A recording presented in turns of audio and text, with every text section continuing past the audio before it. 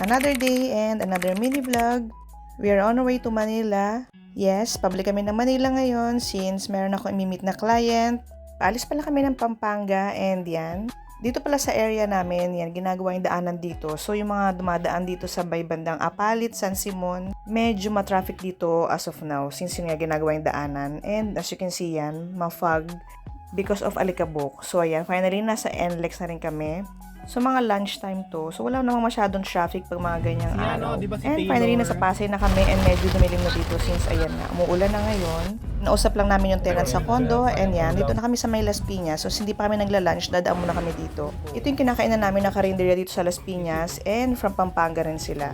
Dito lang yan sa malapit sa dating SSS sa Las Piñas and yung mga food nila masasarap din, guys. Naghanap kayo ng makakainan dito na malinis yan, i-try nyo dito sa may malapit siya sa may RFC. So, yan ang kinain namin. May bopis, may sinigang, may yun, sisig, syempre. And alam ko may hamonado din kami in order dito. Yung food nila dito masarap. And lalo kapag lunchtime, maraming kumakain sa kanila. So, malapit kami sa bahay. So, yun lang guys. Don't forget to follow for more. And thank you for watching.